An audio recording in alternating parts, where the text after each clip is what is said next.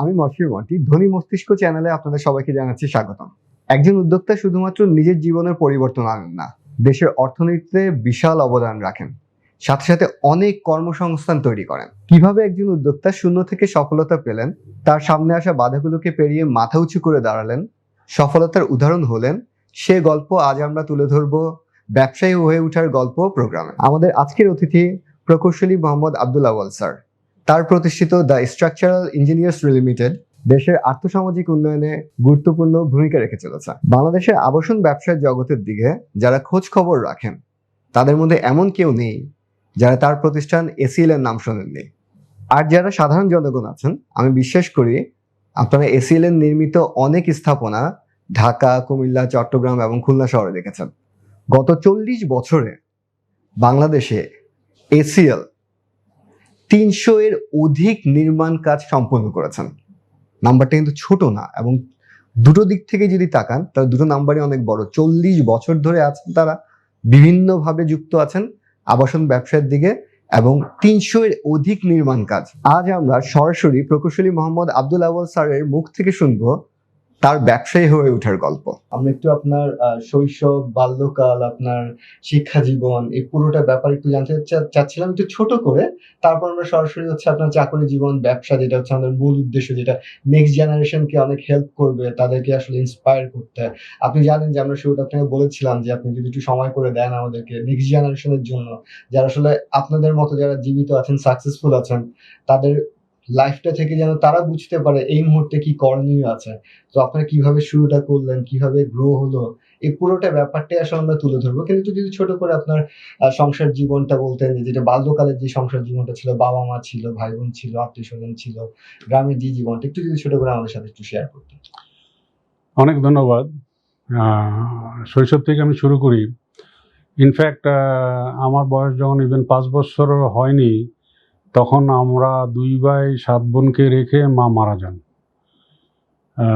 সম্ভবত নিউমোনিয়ার জ্বর হয়েছিল। পরবর্তীতে আমার ছোট বোনটা, একেবারে ছোটটা 3 মাসের মাথায় মারা যায়। এরপরে আমরা 2 ভাই আর 6 বোন জীবিত থাকি। বাবা তো ছিলেনই।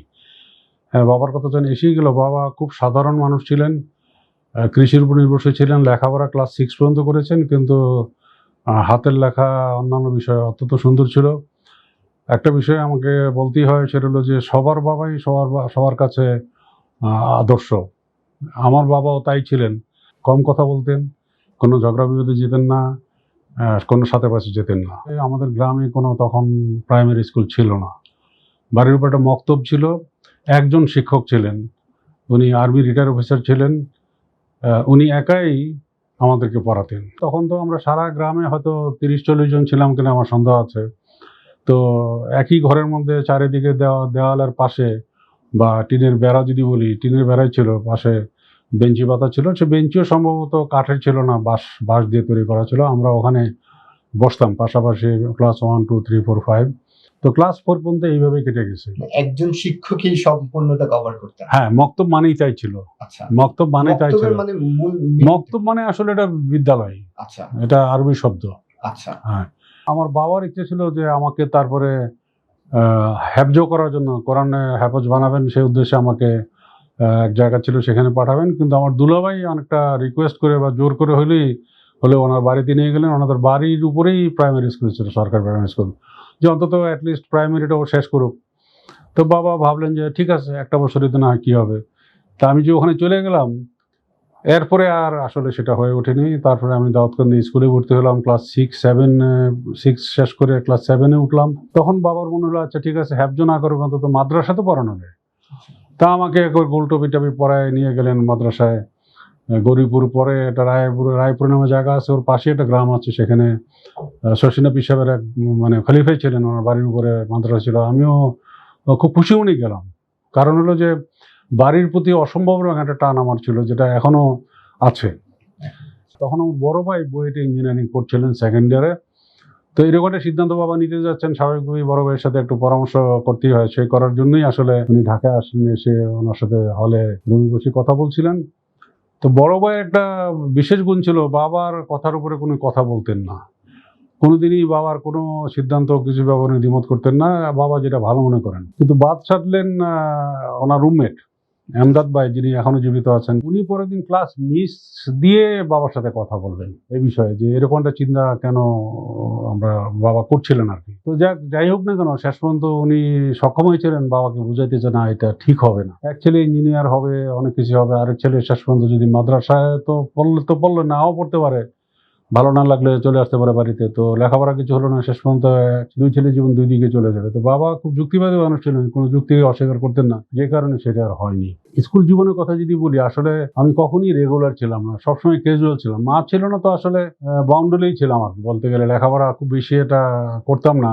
তো একটা বিষয় হলো যে ওই যে দাউদকান্দি যে বললাম যে ক্লাস 7-এ শেষ করার পরে আমি পরে মতলবে চলে আসি। আমার ইচ্ছা ছিল মতলব স্কুলে ভর্তি হবো, অনিল পাটারি স্যারের ওখানে, কিন্তু সেটা বাবা দেখলেন যে এত দূরে দরকার নেই, কারণ আমাদের বাড়ি মতলবের একদম উত্তর সীমানায়। তো পরবর্তীতে ভিতরে একটা স্কুল, সেঙ্গারচর হাই স্কুল, সেখানেই ভর্তি হলাম। হওয়ার পরেও ওই প্রথম দিকে কয়েকবার যেতাম না। তো এই করতে করতে যখন নাকি এসএসসি পরীক্ষার সামনে এসে গেল, টেস্ট পরীক্ষা হয়ে গেল, ফর্ম ফিল আপ হয়ে গেল, তখন ভাবলাম যে, তখন ওখানে আমি হোস্টেলে থাকতাম, তখন আমার মনে হলো যে না, হোস্টেলে থেকে আসলে লেখাপড়াটা ঠিকমতো করা যাবে না, কারণ আড্ডা হয় স্বাভাবিক সব জায়গায়, আড্ডা দেওয়ার একটা কালচার তো সব জায়গায় ছিল। তো দেখলাম যে আড্ডা দিলে তো হবে না, বরং একটা হতে পারে বাড়িতে চলে যায়। ইন দ্য মিন টাইম ভাই, কিন্তু আমার বড় ভাই 67-এ ইঞ্জিনিয়ারিং পাস করে উনি অলরেডি জবে ঢুকে পড়েছেন, এবং বরিশালে ওনার পোস্টিং বিদ্যুৎ উন্নয়ন বোর্ডে। তো আমি ওখানে চিঠি লিখলাম যে আমি ভাবছি যে হোস্টেল আর থাকবো না, হয় বাড়িতে চলে যায়, না আপনার এখানে চলে আসি যদি আপনি অনুমতি দেন। তো উনি বরিশালে চলে যেতে বললেন, ওনার বাসায় চলে গেলাম। তো সেখানে যাই ছিলাম ভালোই, এবং লেখাপড়া করছিলাম, কিন্তু যতটা করা দরকার ততটা করছিলাম না। একটু ব্যাডমিন্টন খেলা, একটু ক্যারাম খেলা, খেলাধুলা বেশি আগ্রহী ছিলাম আর কি। যাই হোক, তো একটা ঘটনা ঘটলো খুবই ইন্টারেস্টিং, সেটা হলো যে 69 আন্দোলনের কারণে পরীক্ষা 1 মাস পিছাইলো। তখন আমার মাঝে একটা বোধ কাজ করলো যে এই 1টি মাস সময় তো আমার জন্যই, এবং এই সময়টা আমার, এবং এই সময়টা আমাকে কাজে লাগাইতে হবে। তো দোতলা বাসা ছিল, অনেক বড় বাসা ছিল, ডুপ্লেক্স হাউস। দোতলায় আমরা থাকতাম, নিচতলাটা খালি ছিল। তখন নিচতলায় একটা রুম পরিষ্কার করে সেখানে দস্তুর মতো যাকে বলে দরজা জানালা বন্ধ করে লেখাপড়া করা, আমি 1 মাস সেটা করেছি। করে আলহামদুলিল্লাহ এসএসসি পরীক্ষায় পরে ফার্স্ট ডিভিশন পেয়ে গেলাম। আলহামদুলিল্লাহ। তো 1 মাস আমি বলি যে 1 মাস লেখাপড়া করে আমি ফার্স্ট ডিভিশন পেয়েছিলাম। এতে আবার জীবনের মোড়টা ঘুরেই গেল বলতে হয়, কারণ সেই সুবাদে বরিশাল বিএম কলেজ তখনকার সময় one of the best college বাংলাদেশের, যদি 5টা কলেজের কথা বলা হয় সেটা ছিল 69-এ। এবং আমাদের ওইবারে যশোর বোর্ডের 69 এসএসসি পরীক্ষায় যে ফার্স্ট হয়েছিল, সে কিন্তু ওই বিএম কলেজের ছাত্র। আরো কয়েকজন এরকম বোর্ডে স্ট্যান্ড করা ছাত্র ছিল। আমাকে যেন খুঁজে পেলাম আর কি। তো সাথে একটু যোগ হলো, 20 টাকাটা স্কলারশিপ পেয়ে গেলাম। তো 20 টাকা তো আজকে 20 টাকা না, তখনকার 20 টাকা মানে এক মন চাল। আমি এইভাবে কথাটা বলি, 1 মন চালের দামের সমান। যে ইন্টারমিডিয়েটের সময়টা খুব অল্প সময়, কিন্তু সবচেয়ে ক্রুশিয়াল টাইম হচ্ছে এইটা। এই সময়টা যদি কেউ কাজে লাগাতে পারে, জীবনটা অন্যরকম। আর যদি এখানে মিস করে ফেলে কেউ, এসএসসি যত ভালো রেজাল্ট হোক, কোনো লাভ নেই। এইচএসসি রেজাল্ট খারাপ হয়ে গেলে মানে আর জীবনের কোনো লক্ষ্য খুঁজে পাওয়া যায় না। হ্যাঁ, ওইটা that is the most crucial time of student life, এটা আমার রিলেশন। তো আলহামদুলিল্লাহ, যাক, তারপর তো লিবারেশন আওয়ার এসে গেল। পরীক্ষা আমাদের 1 বছর পরে হলো। সেই পরীক্ষার অভিজ্ঞতার কথা আর নাইবা বলি। যাই হোক, সব একাকার হয়ে গেল। কে লেখাপড়া করেছে, লেখাপড়া করে নাই, সব মিলে একাকার হয়ে গেল। কি আর বলবো, যাক, তাতে কিছু আসে যায় না। হ্যাঁ, আমি ডাক্তার হবই এরকম একটা চিন্তা থেকে, যেহেতু হ্যাঁ, ডাক্তার কেন হবো, সেটা ডাক্তার হলে আবার ঘুরে ফিরে এসে বাড়িতেই থাকতে পারবো, মানুষের সেবা করতে পারবো, এই চিন্তা থেকে। যে কারণে ইন্টারমিডিয়েট বায়োলজি আমার কম্পালসারি ছিল, ম্যাথমেটিক্স ছিল আমার অপশনাল। তো যাই হোক, ছিল ডাক্তার হবই, ড্রিম মানে হবই, বড় ভাই ইঞ্জিনিয়ার, আমি ডাক্তার হব। ভাইও চাচ্ছিল সেটি হোক। আপনি বারবার গ্রামের কথা বলছিলেন, আপনার গ্রামটা কোথায়? আচ্ছা, গ্রামটা কোথায়? আমি ঠিক আছে, ওটা গ্রাম হলো, আমার বাড়ি হলো চান্দ্রাকান্দি গ্রাম, থানা হচ্ছে মতলব, এখন উত্তর মতলব। কারণ দাউদকান্দিতে এসে পড়াশোনার কথা। হ্যাঁ, দাউদকান্দি কাছে, একদম পাশাপাশি। তো আমি অঙ্কে ম্যাথমেটিক্স লেটার পেলাম, কিন্তু বায়োলজির লেটারটা মিস করলাম। কেন মিস করলাম সেটা অনেক লম্বা কাহিনী, সেদিকে আর যাচ্ছি না। মনটা একটু কেন যেন বিগড়ে গেল, যে না, আর ডাক্তারি পড়বই না, এবং পড়লামই না শেষ পর্যন্ত। মানে যেটা মেইন ফোকাস না, আমি এটা এখানে একটা বিরাট বিষয় আছে, যে আমি পড়লাম না নাকি আল্লাহ পড়াইলেন না, এই কথাটা পরে আসবো আমি। তা আসলে আমাদের তো কিছু করার নাই, আল্লাহ যেটা নির্ধারিত করে রাখছেন সেটাই হবে। এটি জীবনের অভিজ্ঞতা। এখন শেষ মুহূর্তে সেই ইকুয়েশনটা ওই জায়গায় এসে ঠেকছে যে আসলেই তো আমরা চেষ্টাই করতে পারি, কিন্তু কি হবে কি ঘটবে না ঘটবে সেটা আল্লাহ পাক নির্ধারণ করেন। যাই হোক, এটা সিলি একটা বিষয় ছিল যে এই কারণে আমি ডাক্তারি পড়বো না, সেটা হওয়ার কথা নেই। কিন্তু শেষ পর্যন্ত ঢাকায় এসে আমি কিন্তু ইঞ্জিনিয়ারিং পরীক্ষা দিলাম, অ্যাডমিশন টেস্টে চান্স পেয়ে ভর্তি হয়ে গেলাম। পরে ঢাকা মেডিকেলে আমি পরীক্ষা দিয়েছিলাম, নাম্বারও খুব ভালোই পেয়েছিলাম, কিন্তু সেখানে আমার চান্স হয় নাই। তো এটা একটু বলা ভালো কেন আমি চান্স পাই নাই। আমি রিটেনে 200-র মধ্যে 155 পেয়েছিলাম। আচ্ছা, 1.5 ঘন্টার পরীক্ষা আমি 40 মিনিট দিয়ে বেরিয়ে আসছি, তারপর আই গট 155। ভাইবার নাম্বারটা কত ছিল সেটা আমি জানি না, কিন্তু আমার ধারণা আমি 70, 75, 80 কম পাইনি। তারপর আমি পাইলাম, আমাদের মেডিকেলে চান্স পাইলাম না কেন? সিলেকশন সিস্টেমটা ছিল এসএসসি, এইচএসসি, রিটেন, ভাইবা, এই টোটাল 1800 নাম্বার। এসএসসিতে 1000, ইন্টারমিডিয়েটে আমাদের কনডেন্স সিলেবাসে 500 নাম্বারের পরীক্ষা হয়েছিল। তো 1500, 200 রিটেন, 100 ভাইবা। এই 1800 নাম্বারের মধ্যে যে যা পাইছে সরাসরি যোগ করে সিলেকশনটা হবে। এখন সমস্যাটা হয়ে গেল যে যিনি এসএসসিতে স্টার পেয়েছিলেন 750 ন্যূনতম, আর আমি 646, তাহলে কি দাঁড়াইলো যে আমার চেয়ে 104 নাম্বার আগেই সে পেয়ে বসে আছে। যেই কারণে এবং বোর্ডে যখন রেজাল্টটা দিল তখন সমস্ত নাম্বারগুলো লেখা ছিল যারা চান্স পেয়েছে। আমি দেখলাম যে রিটেনে 83 পেয়েছে, হি গট এ চান্স। ভাইভায় মাত্র 30 পেয়েছে, he or she also got a chance. কিন্তু আমি 155 আর 70, 75 বা 80 পেয়েও আমি চান্স পাইনি, কারণ ওই যোগে যে আমি পিছিয়ে গেছি। তো যাক, সেটা ডাক্তারের তো বড় হলো না। বুয়েটে থেকে পরে তো আমরা 77-এ পাশ করে বেরোলাম। বুয়েট কমপ্লিট করলাম। তো বুয়েটের ব্যাপারে বিশেষ কিছু বলার নাই, হলেই থাকতাম। এইখানেও আমরা আড্ডা দিয়েই বিশেষ সময় নষ্টই করেছি বলবো আমি। কারণ আমাদের রেজাল্ট ছিল 4th ইয়ার ফাইনালে যায় আমাদের রেজাল্ট হবে। First year, second year, third year ওগুলো কোনো ইয়ে করবে না আর কি, হিসেবে ধরা হবে না।